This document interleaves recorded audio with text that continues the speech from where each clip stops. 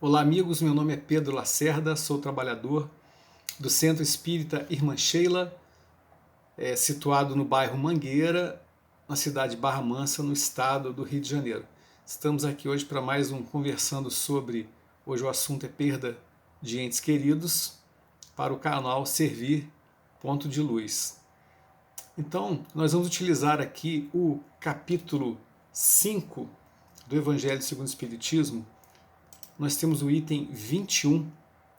Esse capítulo é Bem-aventurados os aflitos, e o item 21 é perda de pessoas amadas, mortes prematuras. Né? É uma mensagem trazida pelo espírito Sanson, ex-membro da Sociedade de Paris, em 1863. Então ele começa essa mensagem dizendo para a gente o seguinte, que quando a morte ela ceifa nas nossas famílias, né? Arrebatando sem restrições os mais moços, antes dos mais velhos, nós costumamos dizer que Deus não é justo, pois sacrifica um que está forte e tem grande futuro e conserva aqueles que já viveram longos anos cheios de decepções, né?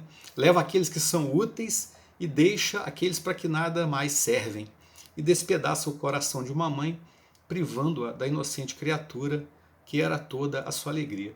Então o Sanson aqui está fazendo uma colocação daquilo que é o pensamento comum, né? Falando das criaturas reencarnadas aqui no planeta Terra. É uma visão que é limitada, exatamente porque a gente verifica a existência física, né, sem levar em conta a vida espiritual. E ele vai dizer assim para a gente ainda, olha, continuando, que é nesse ponto que a gente tem que elevar o nosso pensamento, né, acima do terra a terra, para compreender que o bem está, muitas vezes, onde nós julgamos ver o mal, e que a sábia previdência ela está onde a gente apenas enxerga a cega fatalidade do destino. Então, o Sanson, quando ele coloca isso aqui para a gente, é exatamente para que a gente possa elevar o nosso ponto de vista, né? A gente vai ter a doutrina espírita trazendo uma imagem para nós como se nós estivéssemos assim num vale. E aí nesse vale a gente tem uma visão limitada, tem árvores na frente, tem arbustos, tem montanhas. E quando a gente se eleva para um patamar mais alto, no alto de um monte, por exemplo, nós começamos a enxergar melhor a paisagem ao nosso redor. Começamos a enxergar o que nos aguarda se estamos, por exemplo, numa jornada. Então, estando aqui na Terra com uma visão limitada à vida material, a gente apenas compreende o que a vida material nos oferece e não compreendemos o todo, né? Essa realidade espiritual que está, digamos assim, construída em cima de um passado.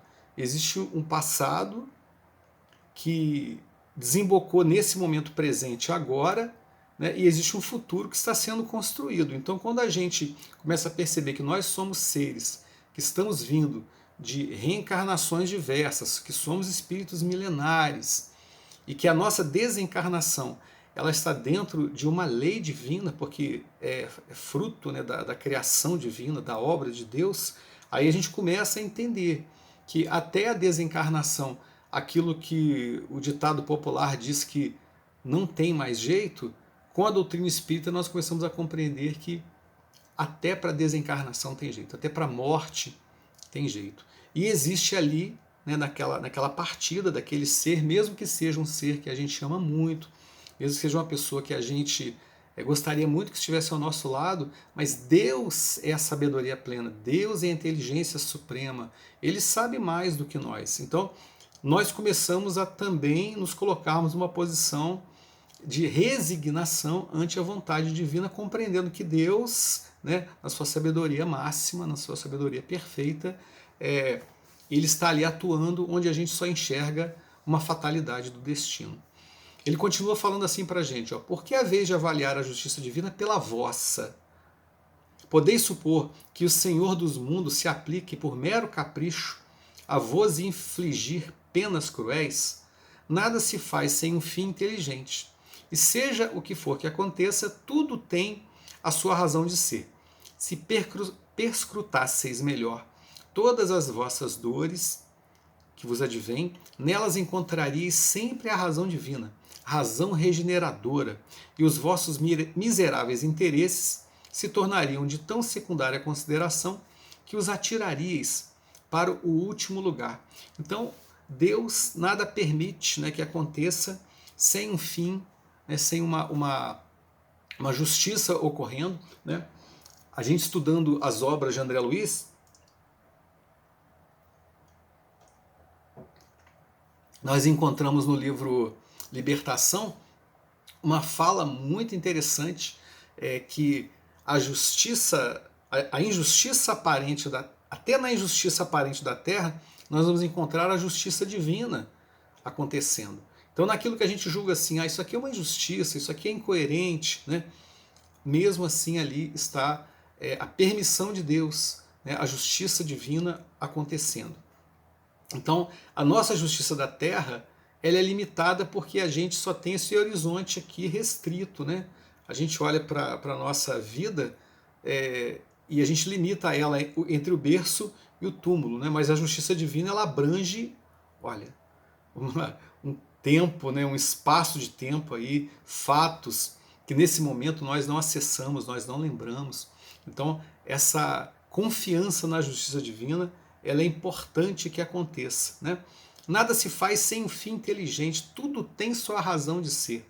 Então a gente começa a observar, né, a desencarnação, né, e aí a gente pensa assim, poxa, mas por que teve que ser nesse momento agora? Às vezes aquele ente querido nosso, a gente pensa assim, poxa, mas ele estava tão bem, né, a gente nem esperava que ele fosse adoecer, que ele fosse partir pelas vias da desencarnação, mas nós não compreendemos. E ainda tem um detalhe, né? A gente utilizando essas obras complementares, sobretudo o Filomeno de Miranda, André Luiz, né? A gente vai encontrando exemplos maravilhosos. Então, por exemplo, existe uma passagem do Dimas, que está lá no livro Obreiros, a Vida Eterna, e que o Dimas está adoecido, a espiritualidade está ali atuando no seu momento de desencarnação, e existe um momento em que eles dão uma melhora para o Dimas, para a condição dele fisiológica, a família até se afasta, né? A esposa vai dormir, vai descansar, e eles aproveitam aquele momento para complementar o processo de desencarnação do Dimas. Né? Então a gente pensa assim, poxa, mas estava na hora correta? Não estava? Isso aí está longe, está fora do nosso conhecimento. E ele vai dizer para a gente aqui nessa fala que até as dores, né, que a gente passa, sempre tem uma razão de ser. Os processos de dor, as doenças que passamos, as dificuldades que nós vivemos na Terra, tudo isso para nós representa motivo de crescimento, motivo de desenvolvimento. Ele vai ainda continuar explicando para a gente nesse item, no capítulo 5. Crede-me, a morte é preferível numa encarnação de 20 anos a esses vergonhosos desregramentos que pungem famílias respeitáveis, dilaceram corações de mães e fazem que antes do tempo embranqueçam os cabelos dos pais. Frequentemente a morte prematura é um grande benefício que Deus concede àquele que se vai, e que assim se preserva das misérias da vida ou das seduções que talvez lhe acarretassem a perda.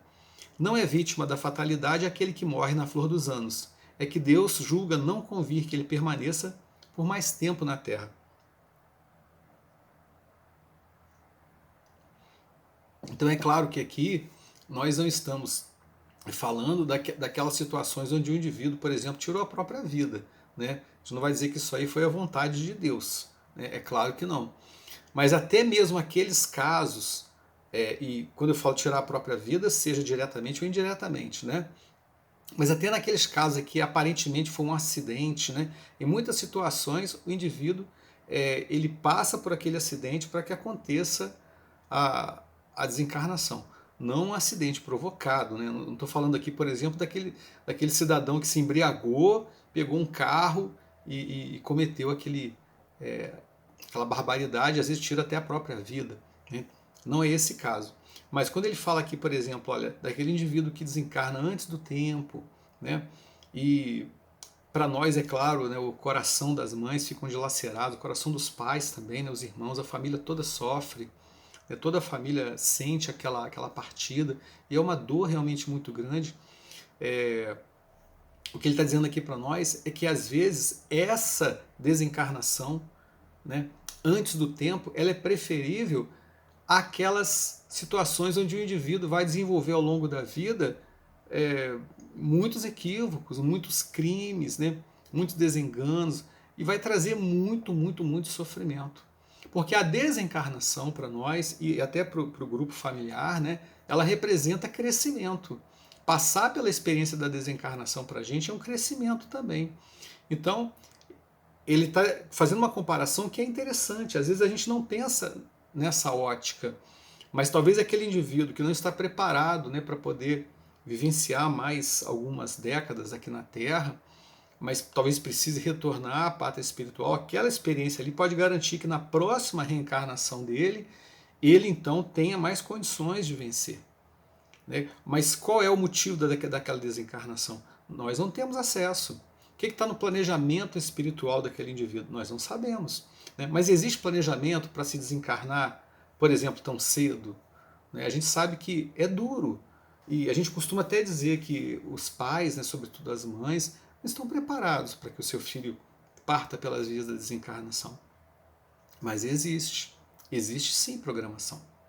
Né? A gente tem um caso bem interessante no livro Entre a Terra e o Céu, é o caso do Júlio, que vai desencarnar por afogamento aos 8 anos de idade. Então o Júlio, quando desencarna ali, é claro que ele acaba acarretando com aquele processo ali um sofrimento muito grande para sua família. Inclusive a sua mãe, que já estava desencarnada, ela sofre também no plano espiritual. Ela permanece desencarnada e sofrendo. E aí o grupo que está com o André, né, Clarence, o André Luiz, eles vão conduzir essa mãe até onde está aquele espírito do Júlio, né, espírito Júlio, seu filho desencarnado, e ela vai reencontrar o seu filho então. Por quê? Porque a vida continua. Então aqui a gente abre uma compreensão que a doutrina espírita nos traz. Nós somos espíritos milenares. Nós estamos aqui para vivenciar mais uma experiência na Terra, mais uma experiência na carne.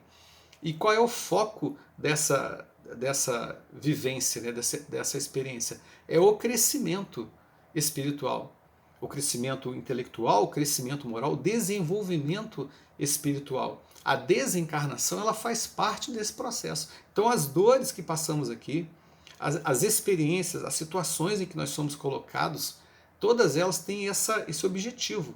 Né? A nossa visão é um pouco distorcida, porque estando na matéria, estando aqui vivendo a experiência material, nós queremos saúde, nós queremos sucesso, nós queremos poder, nós queremos dinheiro, nós queremos beleza, né? A gente quer tudo o que possa aparentemente garantir uma vida feliz, mas não é bem assim.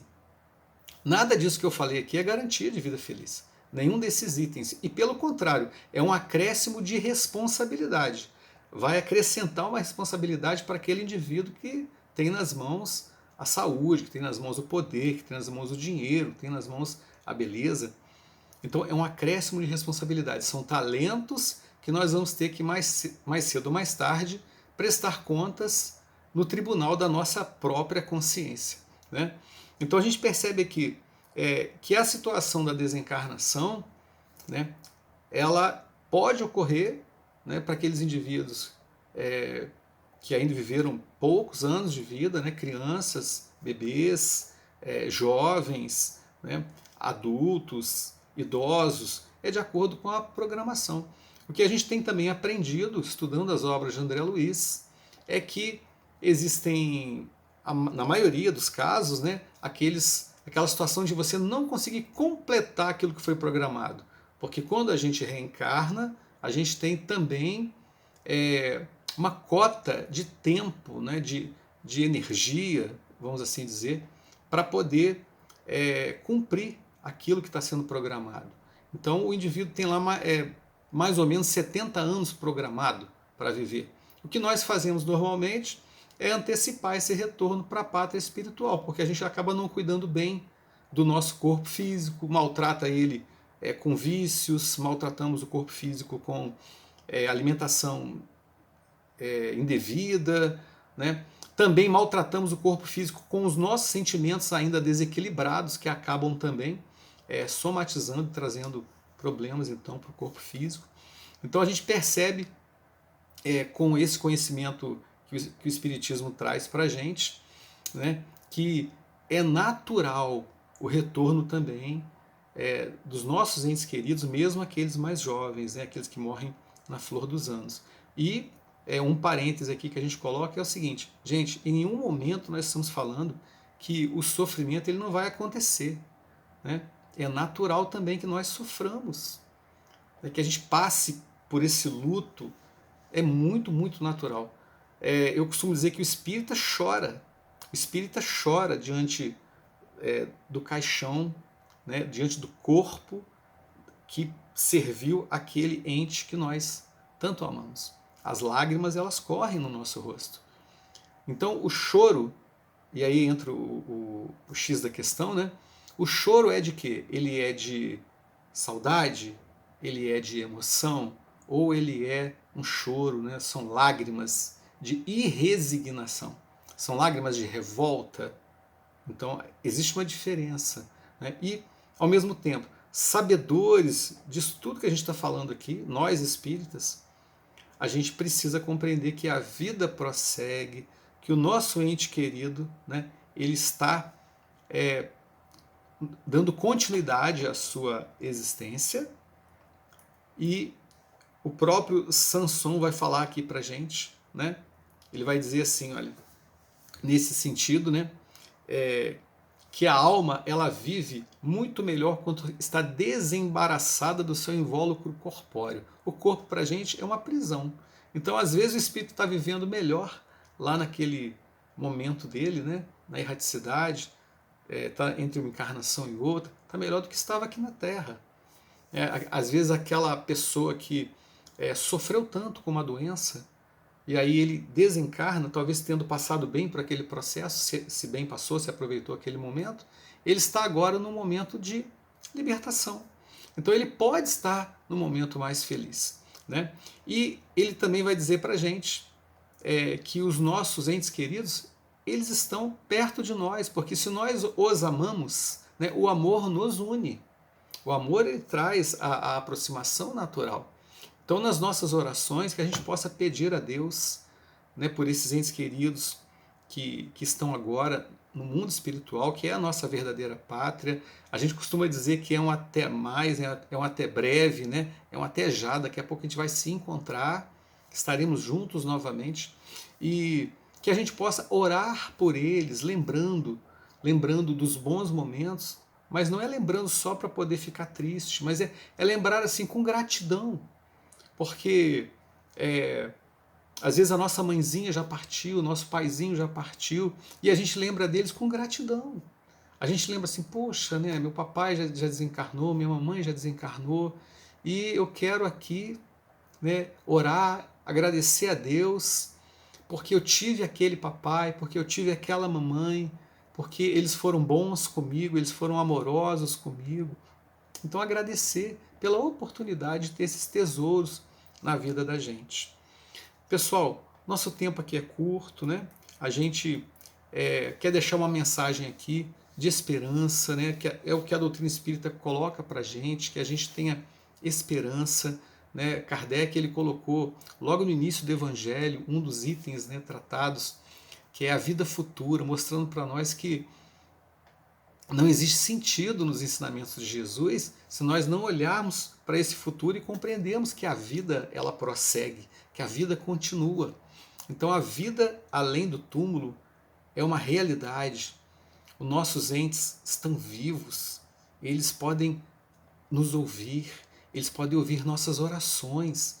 Então vamos orar por eles, vamos pensar neles com saudade, sim, mas vamos pensar com gratidão, inclusive encomendando-os a Deus, né, para que Deus possa envolvê-los em amor, em paz, para que se porventura estiverem passando por alguma dificuldade, né, para que eles superem essas dificuldades.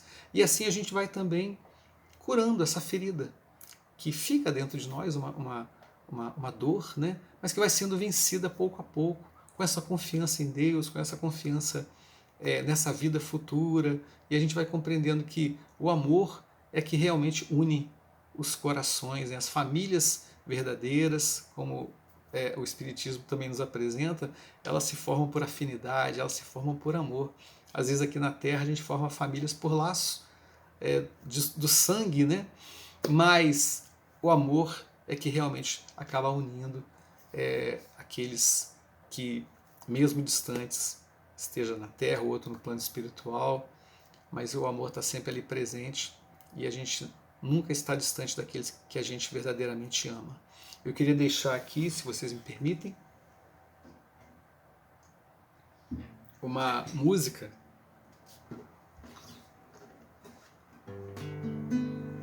que é muito conhecida no movimento espírita, né, do nosso Alan Filho.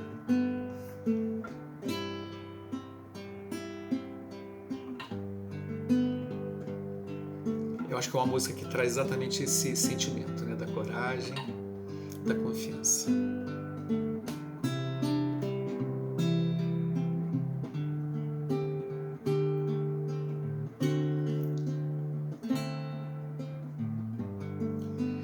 Ondas da vida carregam o barco, atracados no tempo, não quer navegar. Naufraga em si mesmo, temendo os monstros que existem no mar. O monstro da morte consegue sozinho fazer com que os barcos prefiram parar. Mas monstros não existem sequer nas mentiras contadas no mar. Vai, enfrenta as tormentas de além-mar. Essas velas da coragem pra lutar e ir além. Estrelas do bem vão te guiar. Vá, que o Cristo seja a luz do teu vogar. Que os riscos não te impeçam de tentar ganhar o mar com instrumento que se chama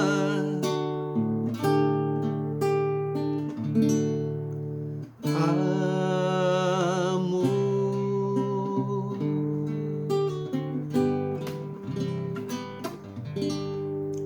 Até uma próxima oportunidade. Muita paz a todos.